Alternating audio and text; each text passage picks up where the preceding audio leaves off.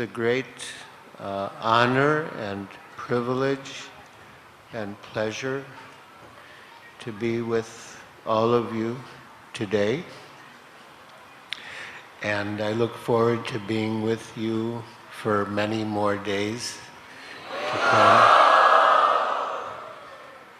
especially in the presence of these beautiful deities and in the most sacred dham of Sri Vrindavan.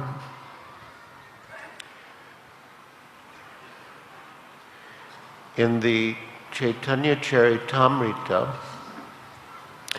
Srila Krishnadas Kaviraj Goswami says that the pastimes of Lord Chaitanya are like a lake, and within that lake are many beautiful lotus flowers, which are the pastimes of Krishna, Radha and Krishna. As His Holiness Radhanath Swami told us, and as our acharyas told us, the Caitanya Caritamrita is perhaps the most important of all the books of the followers of Sri Chaitanya Mahaprabhu. And exactly on this date, 37 years ago, Srila Prabhupada completed his translation of the Caitanya Caritamrita. And I thought to begin by describing what happened on the morning of this date, 37 years ago. Srila Prabhupada was in Juhu, on the top floor of one of the tenement buildings, and every morning, just before 6 o'clock, we would walk up the stairs to Srila Prabhupada's room to accompany him on his morning walk on Juhu Beach. And we would do the same thing every morning when Prabhupada was in Juhu. But when we went on the Devadasi, after the Rama Ekadasi, we were surprised to find that the doors were locked. On one side was Srila Prabhupada's quarters, and on the other side were the quarters of his staff. And both doors were locked. I wasn't sure what to do, but I sort of gently knocked on both doors, and Srila Prabhupada's secretary at the time, Harikesh Prabhu, opened the door just a little bit, and he said that that night Srila Prabhupada had completed his translation of Sri Chaitanya Caritamrita, that Srila Prabhupada had written the most beautiful glorification of his Guru Maharaj at the end, that Srila Prabhupada was in a very ecstatic mood, and that Srila Prabhupada said we should celebrate by having a feast. So now I shall read to you Srila Prabhupada's beautiful glorification of his Guru Maharaj that he composed after completing his translation of Sri Caitanya Caritamrita.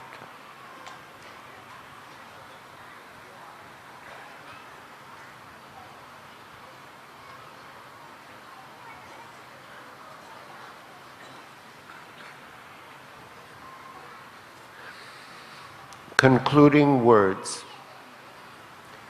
Today, Sunday, November 10th, November 10th, 1974, corresponding to the 10th of Kartik, Caitanya era 488, the 11th day of the dark fortnight, the Rama Ekadasi, we have now finished the English translation of Sri Krishnadas Kaviraj Goswami's Sri Caitanya Caritamrita in accordance with the authorized order of His Divine Grace Bhaktisiddhanta Saraswati Thakur Goswami Maharaj, my beloved eternal spiritual master, guide, and friend. Although according to material vision, His Divine Grace, Srila Bhaktisiddhanta Saraswati Thakur Prabhupada, passed away from this material world on the last day of December, 1936, I still consider His Divine Grace to be always present with me by His Vani, His words. There are two ways of association, by Vani and by Vapu. Vani means words, and Vapu means physical presence. Physical presence is sometimes appreciable and sometimes not, but Vani continues to exist eternally. Therefore, we must take advantage of the Vani, not the physical presence. The Bhagavad Gita, for example, is the Vani of Lord Krishna. Although Krishna was personally present 5,000 years ago and is no longer physically present from the materialistic point of view, the Bhagavad Gita continues. In the very first sentence, Srila Prabhupada explains that he took up the translation of Sri Caitanya Caritamrita under the authorized order of His Divine Grace, Srila Bhaktisiddhanta Saraswati Thakur. And the theme of the concluding words is the service of the order of the spiritual master. Srila Prabhupada himself describes how he read in a commentary on the Bhagavad Gita, Srila Vishwanath Chakravarti Thakur's statement that the disciple should take up the orders of the spiritual master as his life and soul. And Srila Prabhupada did that with the orders he received from his spiritual master. And he showed the example for all of us, how we can associate with the spiritual master eternally through the service of the instructions of the spiritual master. And this is a very important point, because as Srila Prabhupada says, physical presence is sometimes appreciable and sometimes not. But the Vani exists eternally.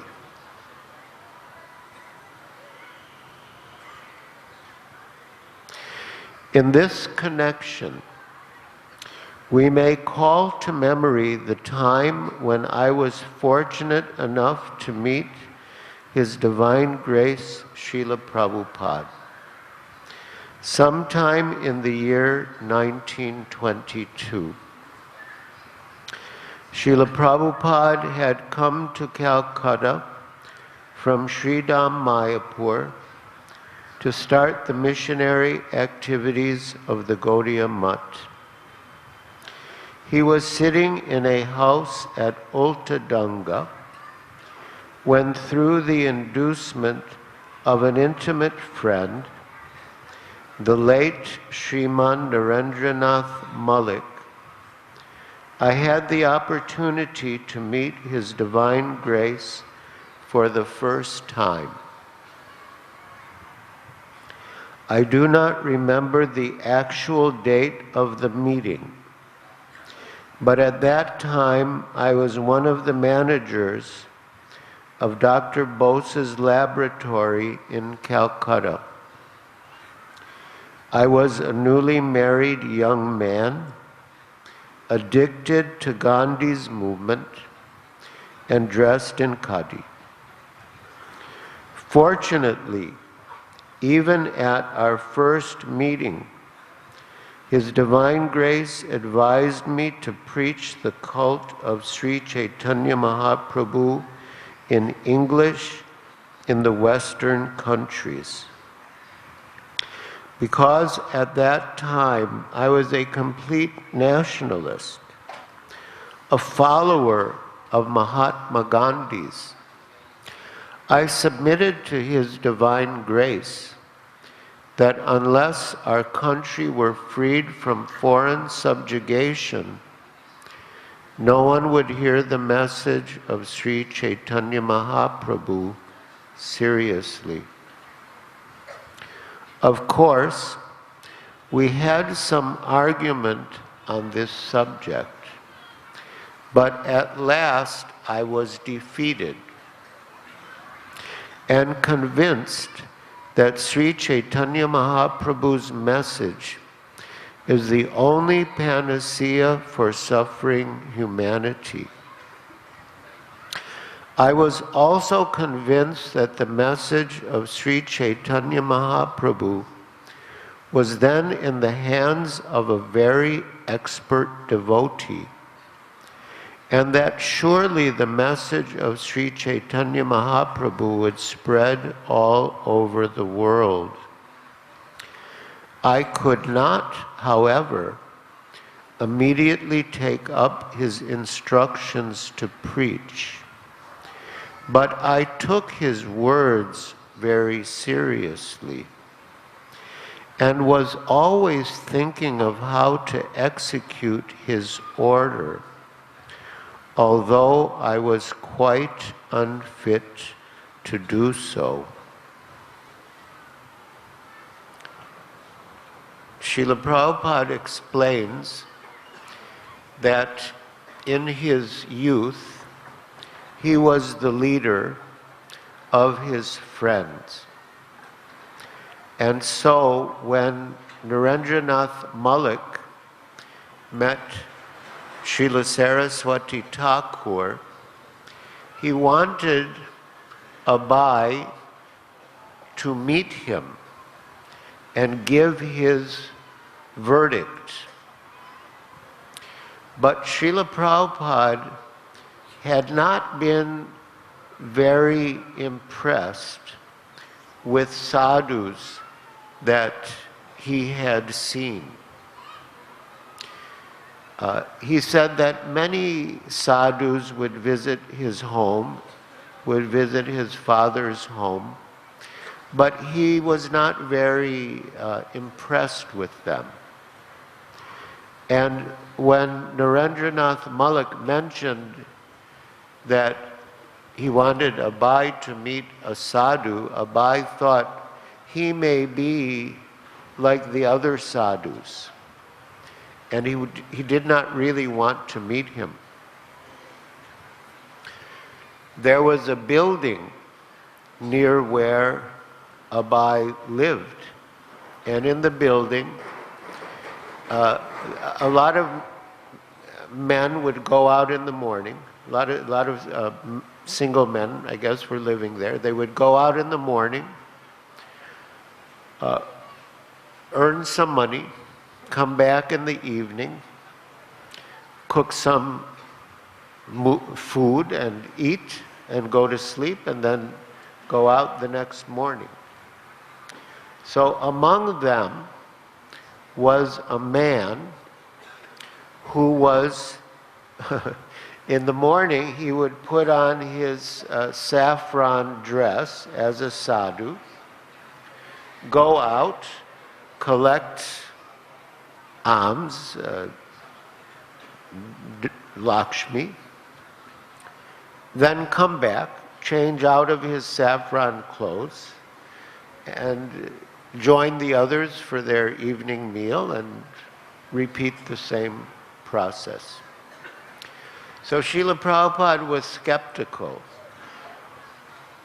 And later Srila Prabhupada said that in Kali Yuga, intelligent people will be skeptical because there are so many cheaters.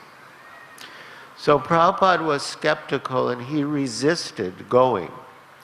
But in the end, Narendranath Malik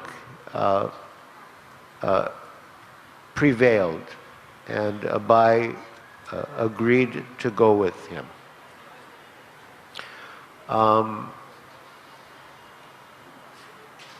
In 2007, 4 years ago, His Holiness Radhanath Swami and I met in Calcutta to visit different holy places connected with Srila Prabhupada's early pastimes. And so we went to the address where Prabhupada's family lived. We went to the Radha Govinda temple, where Srila Prabhupada would gaze upon the deities. We went to the jackfruit tree, where Srila Prabhupada took birth. We went to the temple nearby, a beautiful Radha Krishna temple, where we understand that Abai's mother would go, and I'm sure she prayed for Abai's safe delivery and welfare. And yes, we went to the grammar school where Abai studied. We went to many places. And we also wanted to go to Ultadanga, where Srila Prabhupada met Srila Bhaktisiddhanta Saraswati Thakur, but we ran out of time. But after I accompanied Maharaj to the airport, I went on his behalf. And it's a very special place, very historical place, very sacred place, which has now come into the hands of ISKCON.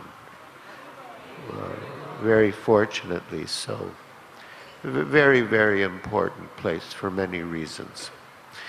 So, Srila Prabhupada went, and Srila Bhaktisiddhanta Saraswati Thakur was sitting up, and all the others were sitting down. But there was another place to sit up, and Srila Prabhupada sat up also.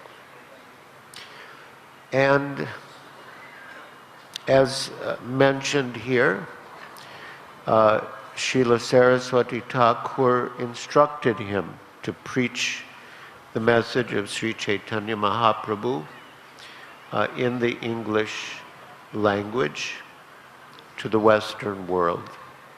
And Srila Prabhupada argued that even uncivilized nations, like Japan, no offense,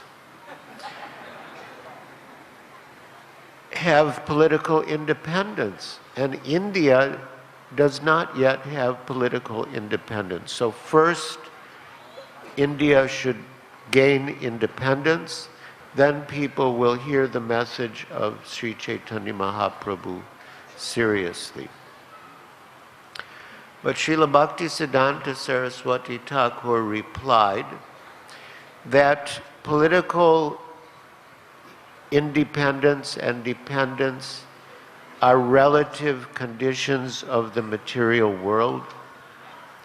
The material world is always filled with dualities. But the message of Sri Chaitanya Mahaprabhu is eternal. It is beyond the dualities of the material world.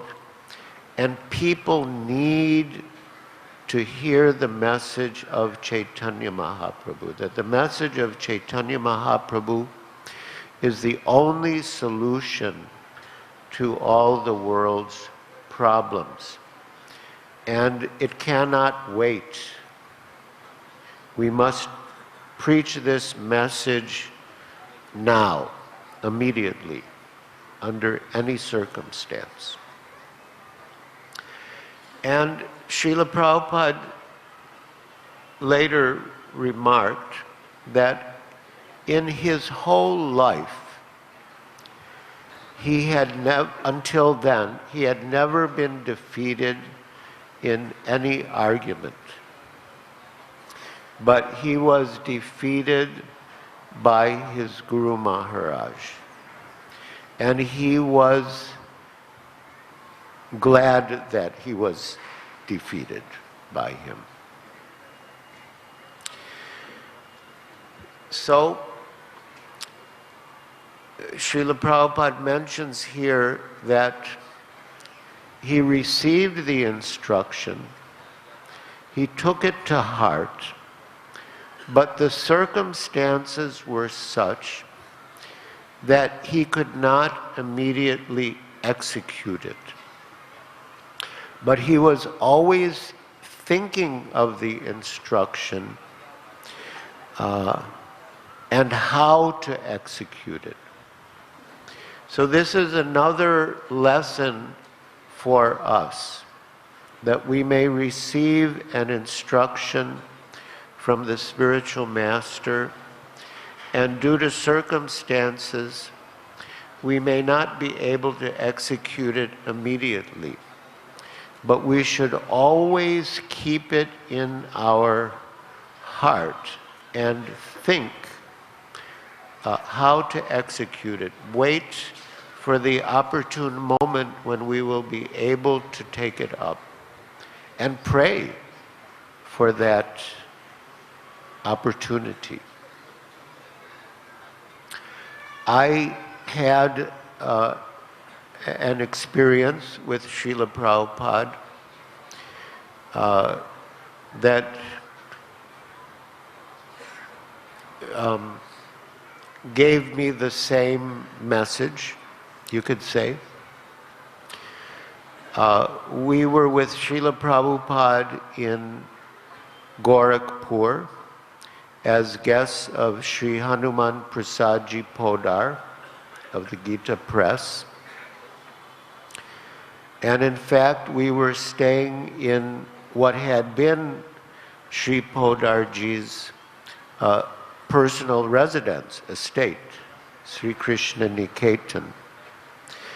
And Srila Prabhupada received a new issue of Back to Godhead magazine, and the issue happened to have an article written by me.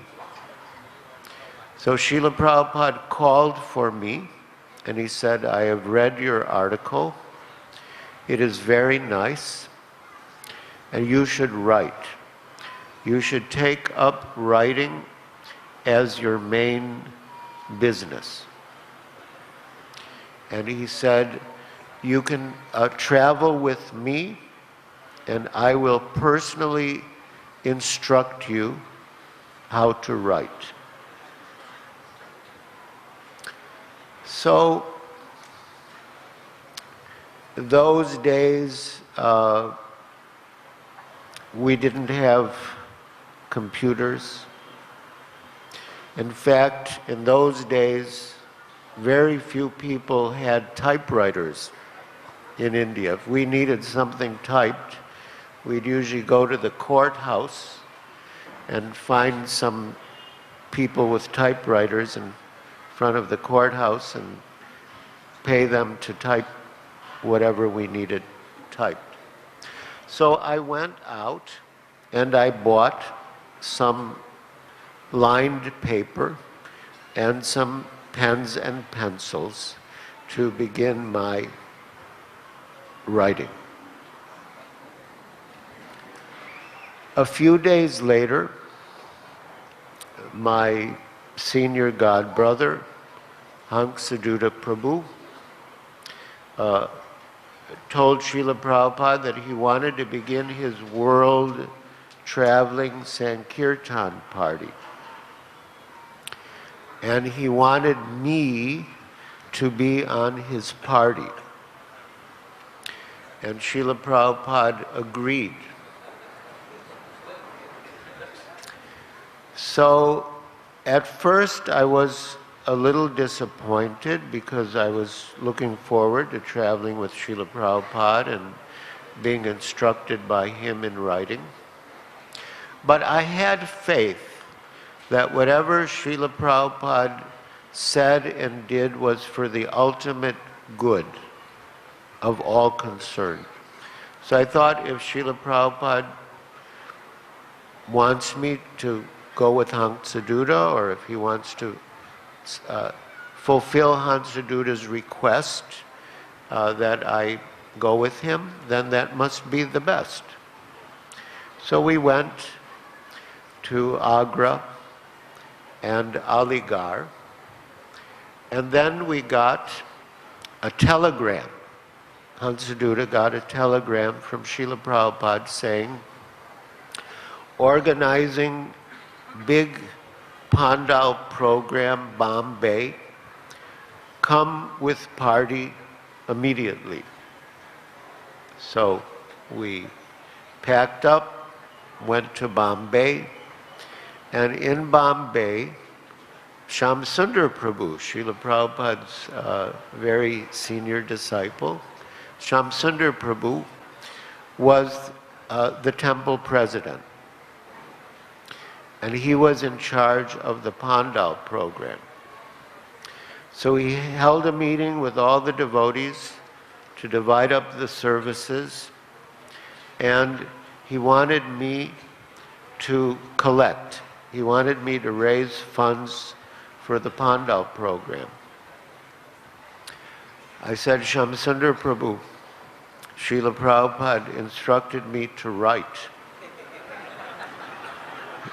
He said that I should take up writing as my main business. Shamsundar Prabhu replied, you can write anytime.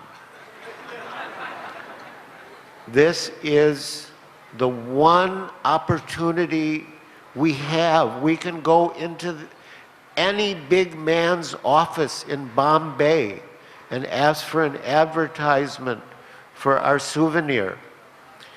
So you should do this now. And then after the Pandal, you can write. I thought about what Shamsundar Prabhu said, and it made sense to me. And I also thought upon Srila Prabhupada's instruction that we should cooperate with our authorities. So I agreed. After some time, Srila Prabhupada came to Bombay. Of course, it was a great occasion of jubilation.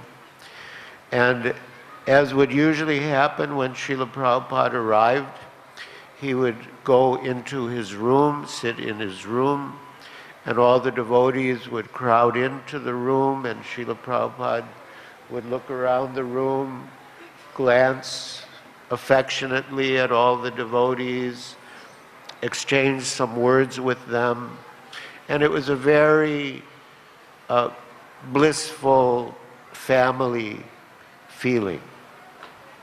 So Srila Prabhupada was glancing at the devotees, speaking a few words to them, and then he came to me and he said, "So Giriraj, how is your writing going?"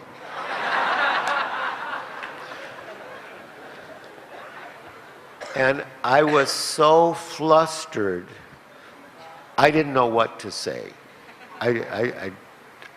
I just couldn't say anything. Then he said, "Okay, we'll speak later."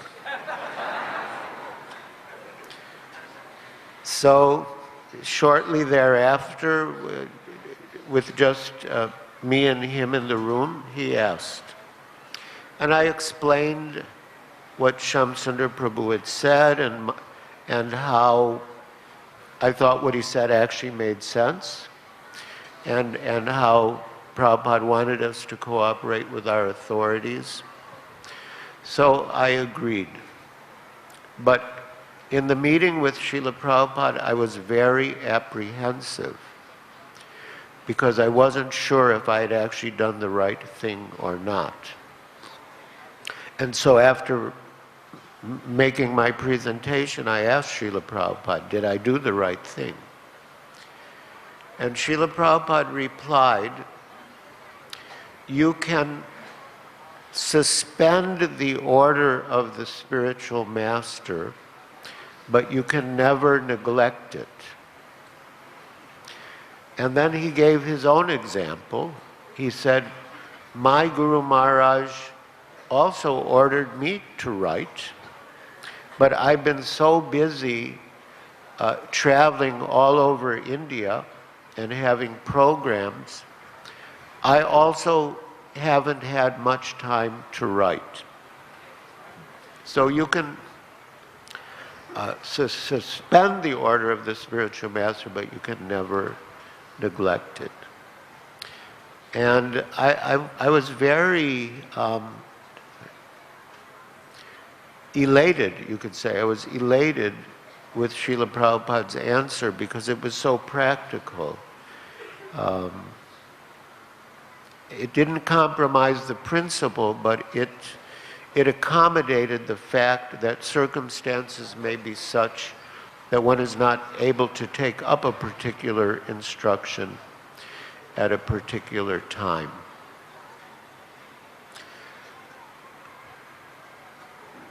So we'll continue.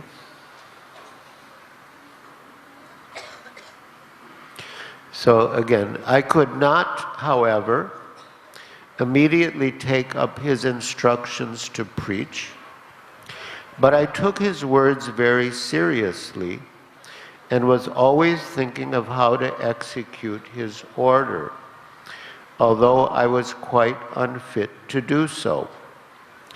In this way, I passed my life as a householder until 1950, when I retired from family life as a vanaprastha. With no companion, I loitered here and there until 1958, when I took sannyas. Then I was completely ready to discharge the order of my spiritual master. Previously, in 1936, just before His Divine Grace passed away at Jagannath Puri, I wrote him a letter asking what I could do to serve him. In reply, he wrote me a letter dated 13th December 1936, ordering me in the same way to preach in English the cult of Sri Caitanya Mahaprabhu as I had heard it from him. And Srila Prabhupada related that when he would wake up, he would be in anxiety. That, oh, Guru Maharaj is calling me. He wants me to leave home and follow him and preach. And he was thinking, how can I do this? How can I do this? And then he related that one of his god brothers, Sri Srimad Bhakti Pragyan Keshav Goswami Maharaj, told him that unless you take sannyas, you cannot properly fulfill the order of Guru Maharaj to preach. When Srila Keshav Maharaj left this world in 1968, Srila Prabhupada got the news in Seattle, and he gave a beautiful talk in appreciation of his god brother. And in his talk, he explained how his god brother forced him to take sannyas. And he paraphrased a verse. It was actually a verse written by Srila Radhanath Das Goswami in appreciation of Srila Sanatan Goswami, that he was unwilling to drink the nectar of Vairagya Vidya, but he forced me to. So Srila Prabhupada said that his god brother, Srila Bhakti Pragyan Keshav Goswami Maharaj, had forced him to take sannyas, although he was unwilling. And then he said, not that my god brother forced me, but practically my Guru Maharaj forced me through my god brother. So this is another instruction for us that we should recognize when our spiritual master is speaking to us through our god brothers, or not necessarily even our god brothers. He can speak to us in many ways, through many mouths. And if we are humble and in the mood to get instruction from our spiritual master, even in his physical absence, we may find that our Guru Maharaj is speaking to us, that he is speaking to us through those who are dear to him. And Srila Prabhupada was like that. He often took suggestions from friends, very seriously, as if his Guru Maharaj is sending this instruction to him.